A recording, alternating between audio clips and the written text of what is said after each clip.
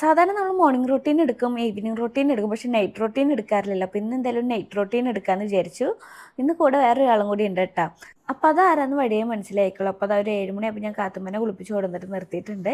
ഇനി നമ്മൾ അടുത്തതാ നമ്മളെ ചക്കമ്മേനെയും കുളിപ്പിച്ച് കൊടുത്തിട്ടുണ്ട്. അപ്പോൾ ഇന്നത്തെ നമ്മൾ അതിഥി നമ്മളെ ചക്കമ്മയാണ്. ചക്കമ്മ അങ്ങനെ ഒറ്റയ്ക്ക് വന്ന് നിൽക്കാറില്ല കേട്ടോ. കുണുക്ക നിൽക്കാറുണ്ടെങ്കിലും ചക്കമ്മ നിൽക്കാറില്ല. അപ്പോൾ ഇന്ന് എന്തായാലും ചക്കമ്മയ്ക്ക് നിൽക്കണം എന്ന് പറഞ്ഞപ്പോൾ അവളെയും കൊണ്ട് പോകുന്നതാണ്. അപ്പോഴേക്കും ഞാനും പോയി കുളിച്ച് വന്നിട്ടുണ്ട് കേട്ടോ. അങ്ങനെ കുളിയെല്ലാം കഴിഞ്ഞ് വന്ന് രണ്ടാൾക്കും ഡ്രസ്സ് മാറ്റിയപ്പോഴാണെങ്കിലോ ഒടുക്കത്തെ പ്രശ്നം. ആ ഒരു നിപ്പാണ് ഞാൻ നിൽക്കുന്നത്. വേറെ ഒന്നുമില്ല, നമ്മളെ കാത്തുമ്പോൾ ഭയങ്കര കരച്ചിൽ. കുണിക്കിയ പോലത്തെ ഡ്രസ്സ് തന്നെ വേണമെന്ന് പറഞ്ഞിട്ടാണ് ഈ കരഞ്ഞുകൊണ്ടിരിക്കുന്നത്. ഞാൻ ഈ രാത്രി എവിടെ പോയിട്ട് കുണിക്കിയ പോലത്തെ ഡ്രസ്സ് എടുത്തുകൊണ്ട് വരാനാണ്. അതിൻ്റെ ഏകദേശം ലുക്കുള്ള ഡ്രസ്സ് കൊടുത്തിട്ടൊന്നും അവൾക്ക് പറ്റുന്നില്ല. പിന്നെ എന്തായാലും അവളവിടെ നിന്ന് കരയട്ടെ എന്ന് വിചാരിച്ച് ഞാൻ കാത്തുമ്മയ്ക്ക് കുണിക്കുമോൾക്കും ഏട്ടനുള്ള ഫുഡ് എടുത്തു. എനിക്കൊന്നും കഴിക്കാൻ തോന്നുന്നില്ല കേട്ടോ. അപ്പോൾ ഞങ്ങൾ പുറത്തുനിന്ന് കൊള്ളിയും ബീഫും മേടിച്ചിട്ടുണ്ടായിരുന്നു. അപ്പോൾ അത് അവർക്ക് രണ്ടാൾക്കും ഓരോ പ്ലേറ്റിലാക്കിയിട്ട് ഞാൻ അവർക്ക് വേഗം കൊണ്ടു കൊടുക്കുന്നുണ്ട് കേട്ടോ. എനിക്കിപ്പോൾ എന്താണ് അങ്ങനത്തെ ഫുഡിനോടൊന്നും ഒരു താല്പര്യമില്ല. അതിനിടയിൽ നമ്മൾ കാത്തുമ്മയുടെ ഡ്രസ്സ് മാറ്റിയിട്ടുണ്ടായിരുന്നു. എന്നിട്ടും വാശിക്ക് കുറവൊന്നുമില്ല കേട്ടോ. അവൾക്ക് കരഞ്ഞുകൊണ്ട് തന്നെയാണ് നിൽക്കുന്നത്. പോരാത്തിന് അവൾക്ക് നല്ലോണം ഉറക്കം വരുന്നുണ്ട്. അതിൻ്റെ വാശിയും കൂടി ഉണ്ട് കേട്ടോ. അങ്ങനെ ഓരോ വായും ഞാൻ കഴിച്ചിട്ട് ഞാൻ നേരെ എൻ്റെ പണിയിലേക്ക് പോവുകയാണ്.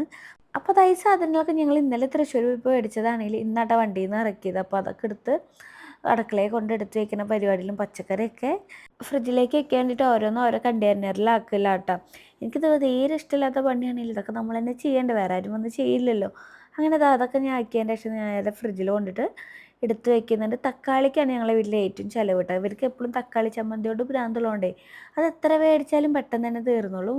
പിന്നെ ബാക്കിയുള്ള ഐറ്റംസൊക്കെ കൊണ്ട് ഞാൻ നേരെ അടുക്കളയ്ക്ക് പോയി. അതേപോലെ തന്നെ അടുക്കളയിലേക്ക് വന്നപ്പോൾ ഒരു കൊട്ട പാത്രങ്ങൾ കഴുകാനുണ്ടായിരുന്നു കേട്ടോ. അതൊക്കെ ഞാൻ കൈയോടക്കനെ തന്നെ കഴുകിയാണ്ട് മാറ്റി വയ്ക്കുന്നുണ്ട്.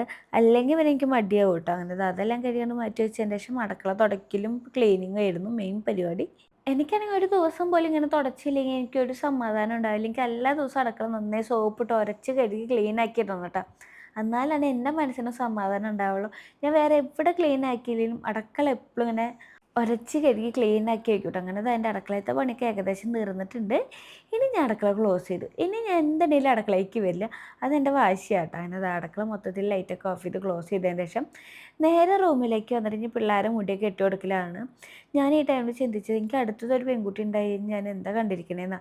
കാരണം ഇങ്ങനെ കുഞ്ഞുമോളൊക്കെ വന്ന് നിൽക്കുമ്പോൾ ഞാൻ ചിന്തിക്കും കാത്തുമ്പോൾ മൂത്തൊരു മോള് അടുത്തൊരു പെൺകുട്ടി കൂടി ഉണ്ടായി കഴിഞ്ഞാൽ ഇതേപോലെ ഞാൻ രണ്ടെണ്ണത്തിന് മുടി കെട്ടി വെച്ച് കൊടുക്കട്ടെ എന്ന് ആലോചിക്കുകയാണ്.